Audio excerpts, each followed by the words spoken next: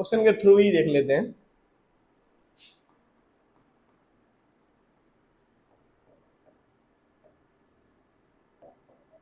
In a potentiometer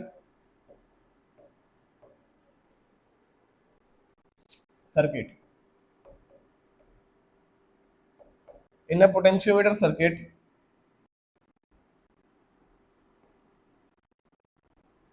a cell of EMF 1.5 volt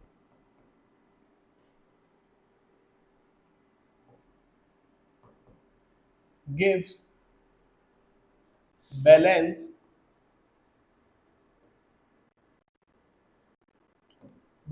point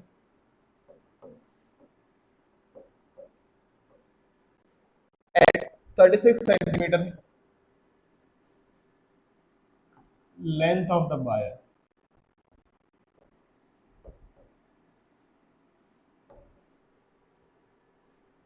If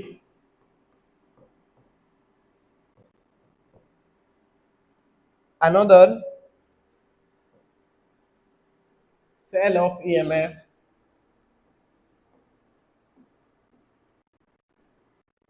2.5 volt replaces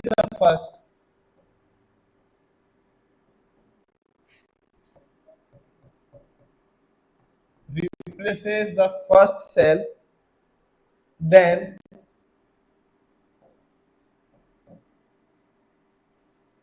at what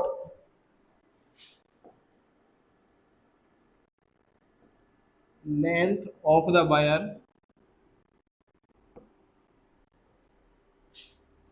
balance point occur. Option क्या क्या है? Option number A 60 centimetre, 21.6 centimetre. Option number C is 40 centimetre. Option number D is 62 centimetre. Done.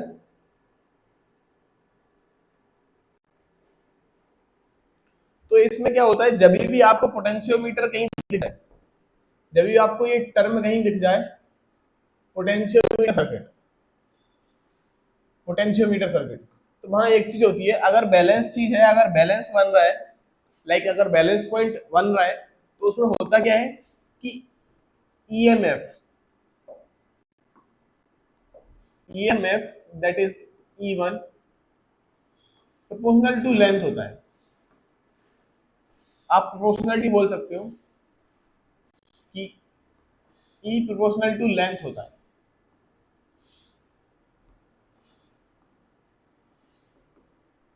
जहां भी आपको potentiometer circuit दिखता है, वहां balance point हो, तो वहां जो आपको ईएमएफ होता है, बैटरी का जो ईएमएफ होता है, जो सेल उससे कनेक्टेड होती है, उसका जो ईएमएफ होता है, वो लेंथ के प्रोपोर्शनल होता है. लेंथ ऑफ द वायर, मतलब length at point this balance point is occurring. Okay, वो जिस बैलेंस पॉइंट पे वो ऑकर हो रहा है, जिस लेंथ पे वो बैलेंस पॉइंट ऑकर हो रहा है, उस लेंथ के डायरेक्टली प्रोपोर्शनल होता है आपका EMF of the cell, voltage of the cell.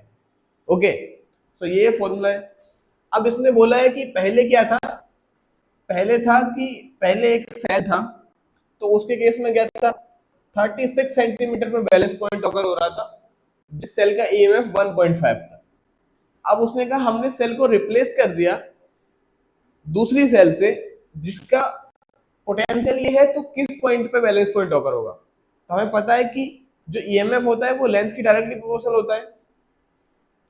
अगर लेंथ की डायरेक्टली प्रोपोर्शनल है, तो हम यहां से क्या ले सकते हैं, E1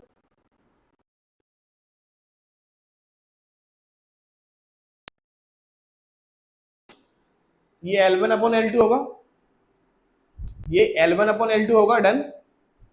क्योंकि E directly proportional to length है ना, तो E1 upon E2 that is L1 upon L2. तो E1 क्या है,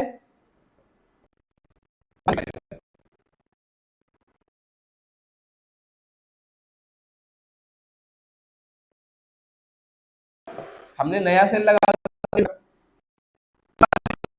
इस पे, दूसरे वाले में कितने पे होगा हमें पता करना है।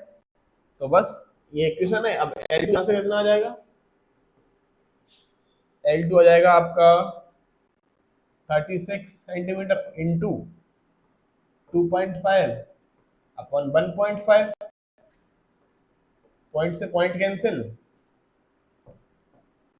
फुल कैलकुलेशन करोगे तो 60 सेंटीमीटर आ जाएगा।